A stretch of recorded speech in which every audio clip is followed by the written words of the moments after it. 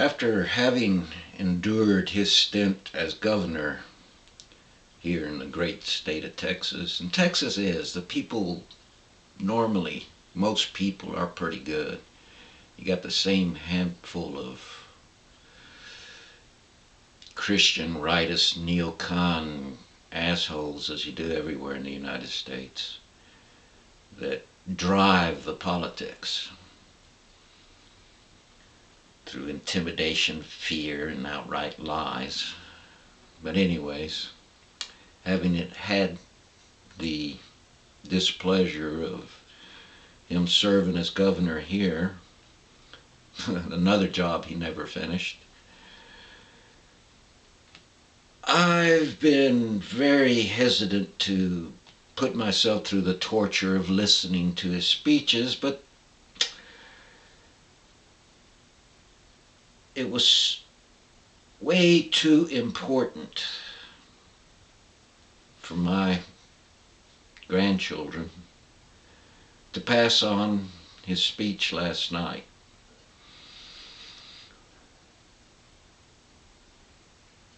Not only stay the course, but stay the course in overdrive is what I heard. And by the way, I did have to TiVo it. I could only take maybe 5 minutes before I have to take a break, go outside and get some fresh air. And luckily, I live in a part of Texas where there is still fresh air.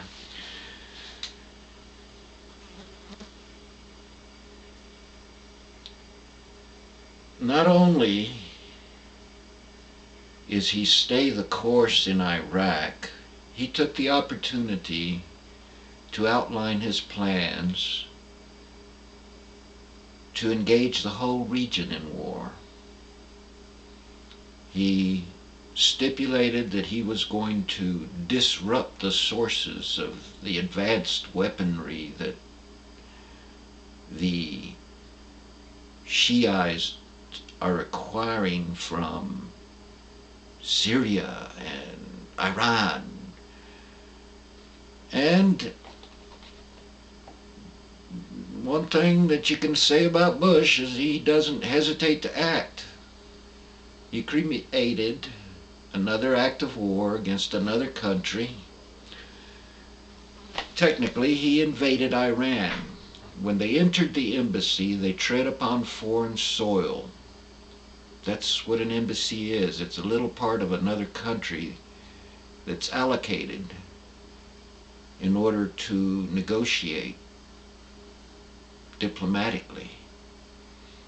And as such, it's supposed to be rendered the full trappings as if you have to get permission to enter it from the country that owns that embassy. Instead, he invaded once again.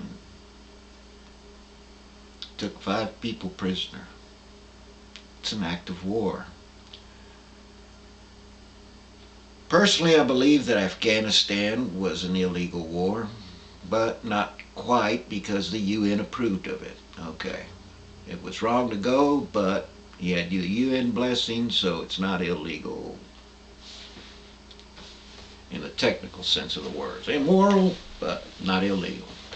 Iraq, in spite of his saying that he had the UN approval to do so, because Iraq was not abiding by the resolutions of the UN. Well, how many resolutions has Israel ignored? We haven't invaded them yet.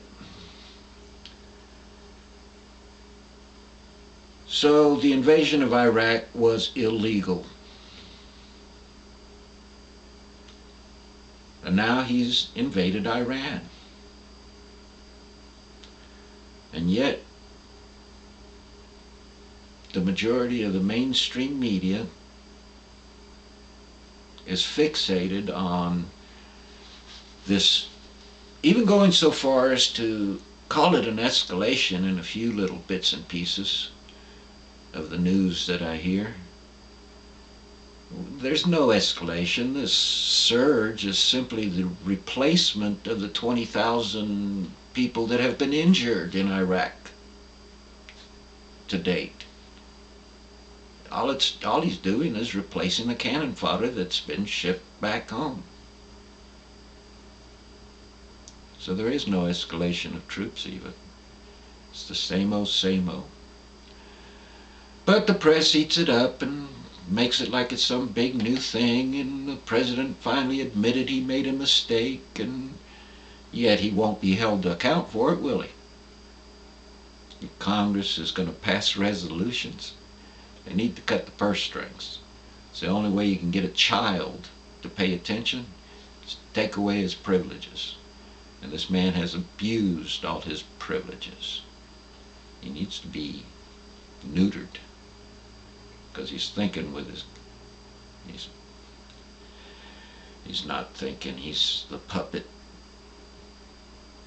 Face the facts. President Bush is no more in control of the White House than you or I. It's the corporations run this country. Yeah, I'm almost totally off the grid. Got a spring-fed pond and about 25 acres for a larder. God help us, World War III started last night. Hopefully the press will pick it up and realize what a fine pickle we're in. Now, into the circle file.